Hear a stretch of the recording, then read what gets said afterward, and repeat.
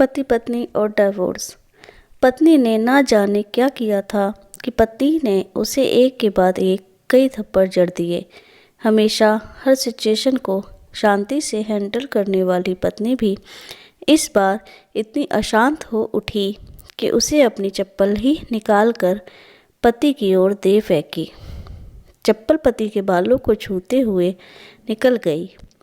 ये किस्सा यहीं पर ख़त्म हो सकता था, मगर पति ने इसे अपनी मर्दानगी का विषय बना लिया और बात बद से बदतर होती चली गई। रिश्तेदारों ने भी आग में घी का काम किया। किसी ने कहा, जो औरत अपने पति को चप्पल से मार सकती है वो ना ही तो वफादार हो सकती है और ना ही पतिव्रता। ऐसी औरत परिवार ही नहीं पूरे समाज पर कलंक की तरह है। बीवी के पक्ष वाले कहाँ पीछे रहने वाले थे। किसी ने कहा, 21वीं सदी में भी जो स्त्री के साथ मारपीट करते हैं उन्हें तो जेल भेज देना चाहिए। तो कोई कहता, ज़रूर उसको कोई और पसंद आ गई होगी, इसीलिए अब पत्नी से मारपीट करने लगा है। बात कोर्ट तक पहुंच गई। दोनों पक्षों ने एक दूसरे के खिलाफ केस फाइल कर दिया। पति ने चरित्रहीन होने का तो पत्नी ने दहेज और शारीरिक उत्पीड़न का आरोप लगाया। 2 वर्षों से अधिक समय के लिए केस चला था। इन 2 वर्षों के दौरान दोनों पति पत्नी अलग अलग रहे थे।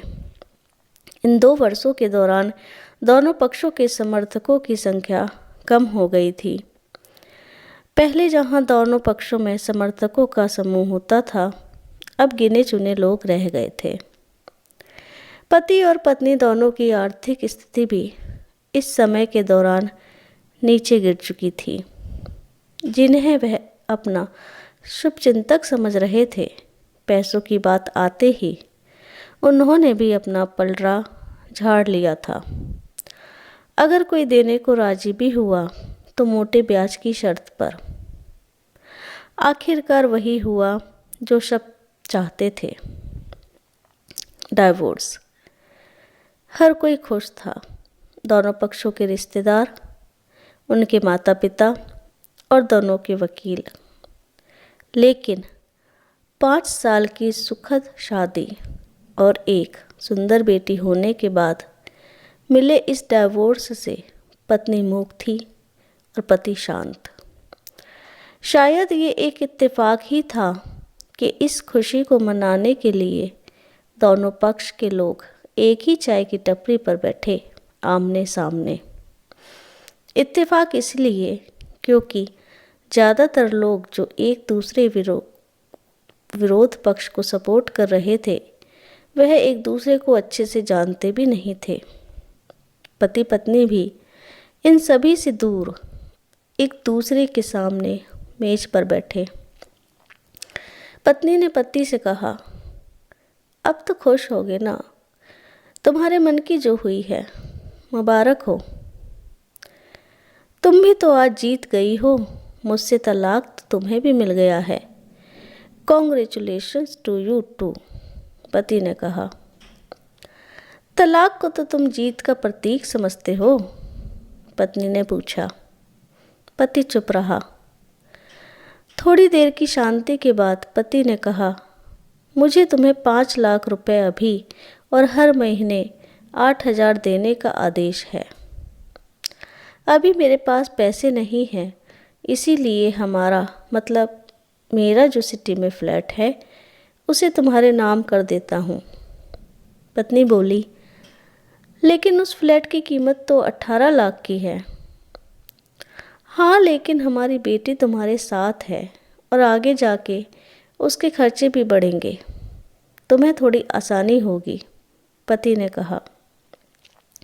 नहीं नहीं, मुझे सिर्फ 5 लाख ही देना, और तुम हर महीने 8,000 तो देने ही वाले हो। मैं मैनेज कर लूँगी। अगर 5 लाख नहीं है तब भी कोई बात नहीं, पत्नी बोली। दोनों फिर से शांत हो गए। पति सोचने लगा, कितनी भोली और समझदार है ये औरत, जो कुछ समय पहले तक मेरी पत्नी थी और अब अनजान। ये वही है जो कम से कम खर्चे में घर चलाती और पैसे बचाकर मेरे जन्मदिन और बर्थडे पर हमेशा मेरे लिए नए कपड़े खरीद लाती। कभी बीमार भी हो जाती तो पैसे बचाने के लिए मुझे मालूम ना होने देती और घरेलू नुस्खों से अपना इलाज कर लेती। मगर घर में कोई और बीमार होता तो तुरंत डॉक्टर के पास लेकर जाती। मेरी ही मति मारी गई थी। मैं ही अपनी झूठी मर्दानगी के चक्कर में इतनी बड़ी गलती कर बैठा। पत्नी के दिमाग में भी उथल पुथल चल रही थी। अभी भी वैसा का वैसा ही है। पहले भी खुद से ज़्यादा हमारे बारे में सोचता था और अब भी वही कर रहा है। ये वही आदमी है जो मुझे एक्सीडेंट से बचाने के लिए खुद मोटरसाइकिल के आगे कूद पड़ा था और अपनी उंगली तोड़वा बैठा था। पता नहीं कौन सी मनहूस घड़ी में मैं झगड़ा कर बैठी। पति ने मौन तोड़ते हुए पूछा, अब तुम्हारे कमर का दर्द कैसा है? ज़्यादा तकलीफ तो नहीं होती? पत्नी हल्का मुस्कुराई और बोली, अभी भी होता है। अब तो पेट में भी क्रैम्प्स उठते हैं। वो तो होगा ही, तुम योगा या कसरत भी तो नहीं करती हो। अब किसी गायनोकोलॉजिस्ट को ज़रूर दिखा देना, पति ने कहा। तुम बताओ, तुम्हारा अस्थमा कैसा है अब? क्या अब भी दौरे पड़ते हैं? पत्नी ने पूछा। हाँ, पड़ते हैं, पहले से ज़्यादा, क्योंकि अक्सर इन्हेलर भूल जाया करता हूँ। याद दिलाने के लिए तुम जो नहीं हो अब, पति बोला। पत्नी की आंखों में आंसू आ गए। वो बोली, तुम्हें मेरे चरित्र पर सवाल नहीं उठाने चाहिए थे, तो ये परिस्थिति आती ही नहीं। हाँ, मैं जानता हूँ तुम बहुत अच्छी हो। मुझसे गलती हो गई, बहुत बड़ी गलती। मैं लोगों के बहकावे में आ गया था, पति बोला। तुमने भी तो मुझ पर दहेज का इल्ज़ाम लगाया था, वो बोला। गलत था और इस बात का मुझे भी पछतावा हुआ, पत्नी ने कहा। पति कुछ कहना चाह रहा था लेकिन हिचकिचा रहा था। पत्नी ने पूछा, कुछ कहना चाहते हो? वो बोला, क्या सब पहले जैसा नहीं हो सकता? क्या मतलब? पत्नी बोली, मतलब कि हम फिर से पहले की तरह पति पत्नी बनकर, सच्चे दोस्त बनकर नहीं रह सकते, पति बोला।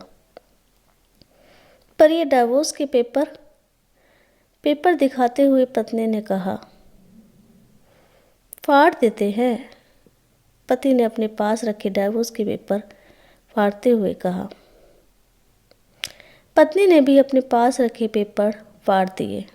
सभी हैरान थे, वकील, रिश्तेदार और माँ बाप। पति पत्नी दोनों एक दूसरे के हाथ में हाथ पकड़े अपने घर की तरफ चले गए। दोस्तों, ये कहानी उन हर पति पत्नी के लिए बड़ी सीख है जो छोटी छोटी बातों पर लड़ते हैं और उन झगड़ों को बड़ा बना के अलग होने का डिसीज़न लेते हैं। प्यार और झगड़ा तो एक सिक्के के दो पहलुओं की तरह है।